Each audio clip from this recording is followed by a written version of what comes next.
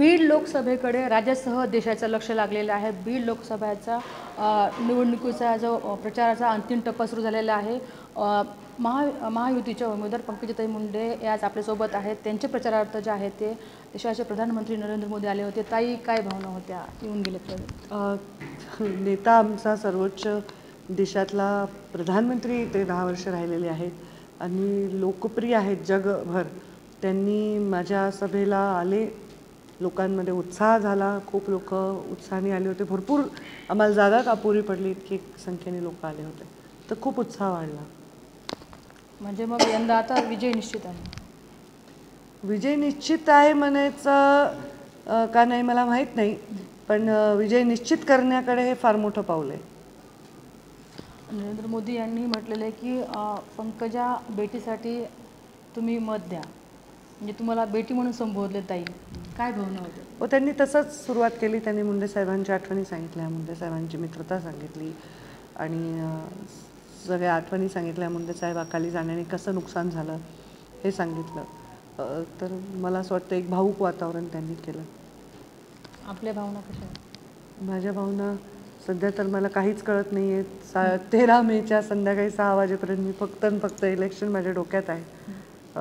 नक्कीच नाही, तेव्हा बोलत असताना मी नक्कीच भावूक झाले, पण सध्या मी स्विच ऑन बटन करावं लागतं, मला परत फोकस दुसरीकडे घ्यावं लागतो। प्रचाराला आता मोजून 5 दिवस राहिलेले आहेत ताई। अख्खा जिल्हा तुम्ही पिंजून काढलेला आहे। तापमान खूप 40च्या वर डिग्री सेल्सिअस तापमान आहे। त्या तापमानामध्ये आपण फिरतोय आणि तेवढंच प्रचंड प्रमाणात लोकसुद्धा आपल्याला ऐकायला येतात। लोक ऐकायला येत आहेत, ही तर सभा मोठीच होती, प्रधानमंत्री आले होते, पण छोट्या छोट्या गावात भर उन्हात लोक थांबत आहेत, ऐकत आहेत, कन्व्हिन्स पण होत आहेत। जिल्ह्याच्या विकासाच्या दृष्टीने लोक नक्कीच विचार करतील असं वातावरण मला आज वाटतंय। मागच्या काळामध्ये काही वेळा आपल्याला काही लोकांनी विरोध करायचा प्रयत्न केला, मात्र आपण त्याला सामना देखील केलेला आहे आणि त्यांच्या शंका कुशंका सोडवायचा पण प्रयत्न केला आहे। ताई, हे कसं होतं सर? कारण आपण जेव्हा नेता आहोत, आपण अनेक लोकांचं समूहांचं नेतृत्व करत असतो, तर त्यांचे काही विषय असतील तर त्यांना आपण फेस केलं पाहिजे। त्यांना पाठ दाखवण्यापेक्षा त्यांच्याशी चर्चा केली पाहिजे। चर्चेने जगातले बाउंड्रीचे पण विषय सुटत असतात, तर हे काही एवढे विषय म्हणजे असे भयंकर आहेत किंवा न सुटण्यासारखे आहेत असं काही नाही। मला लोकांनी विरोधच केला नाही मुळात, हे एक स्टेटमेंट बरोबर करते मी की लोकांनी मला विरोध केला नाही, माझ्या विरुद्ध कुठेही घोषणा दिल्या नाही। लोकांचा राग वेगळ्या कारणांसाठी, वेगळ्या गोष्टींना, वेगळ्या व्यक्तीं, वेगळ्या विषयांवर आहे, ते मला मोकळं बोलत आहेत आणि मग त्यांना मी कन्व्हिन्स केल्यावर ते समजूनही घेत आहेत। ताई, ज्या पद्धतीनं आपण सध्याला प्रचारात आहात आणि सध्याला पाहायला गेलं तर मराठवाड्यासह जी आपली बीड जिल्ह्याची भूमी आहे, संतांची भूमी आहे आणि या ठिकाणी समतेला महत्त्व आहे। सध्याचं वातावरण पाहायला गेलं तर जातीवर राजकारण होत असल्याची चर्चा दिसून येत आहेत, मात्र हे सगळं जे वातावरण गुढूळ झालेलं आहे त्याला समजण्याचा तुम्ही कसा प्रयत्न करता? करते मी प्रयत्न आणि ते यशस्वी होतोय प्रयत्न। म्हणजे खूप आशीर्वाद आहेत। मला वाटतं ज्याच्या जिभेवर सरस्वतीचा वास असेल तो माणूस कसा एखाद्या व्यक्तीला बोलत असेल तसा विचार करून मी बोलते की आपण जे बोलतोय ते लोकांच्या हृदयापर्यंत जायला पाहिजे, असा माझा प्रयत्न आहे आणि मला वाटतं की लोक कन्व्हिन्सच होत आहेत आणि चांगलाच रिझल्ट येईल।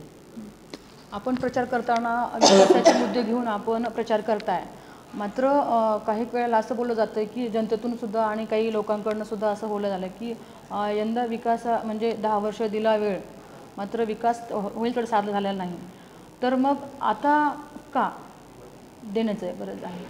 ह्या गोष्टी समोरचे उमेदवार म्हणतात ते 10 वर्ष 15-20 वर्ष ते त्यांच्या सर्कलमध्ये त्यांच्या सर्कलवरचा विकास त्यांनी केला का हा प्रश्न त्यांनाही लोक विचारतील।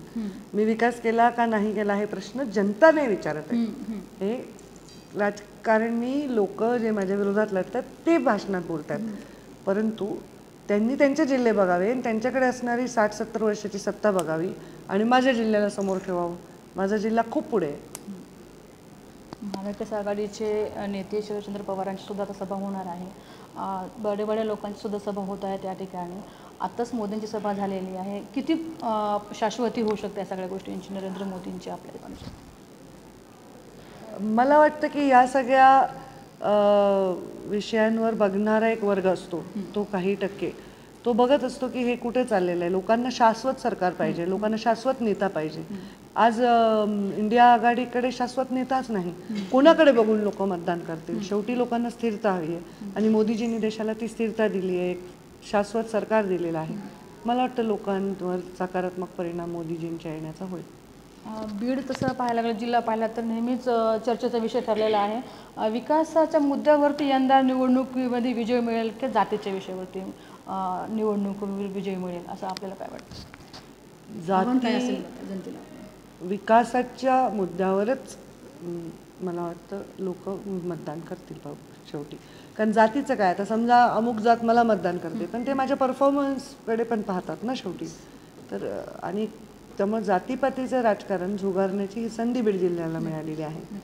आणि म्हणून मी असं आवाहन केले की माझ्या जिल्ह्याच्या उज्ज्वल भविष्य आणि जिल्ह्याला मिळणाऱ्या संधींची तस्करी होऊ नये याची काळजी बीड जिल्ह्याच्या मतदारांनी घ्यावी. तर ह्या होते पंकजा मुंडे आणि त्यांनी आपला विजयाची जी आहे ती निश्चित या ठिकाणी दिलेली आहे. निश्चितच नरेंद्र मोदी येण्याने जिल्ह्या मतदानामध्ये नक्कीच जो आहे तो बदल होणार आहे आणि विकासाला संधी मिळेल असं या ठिकाणी पंकजा मुंडे यांनी म्हटलेलं आहे. कॅमेरा पर्सन संजीव रायसह सुकेश नायकवाडे, टाइम्स मराठी, बीड.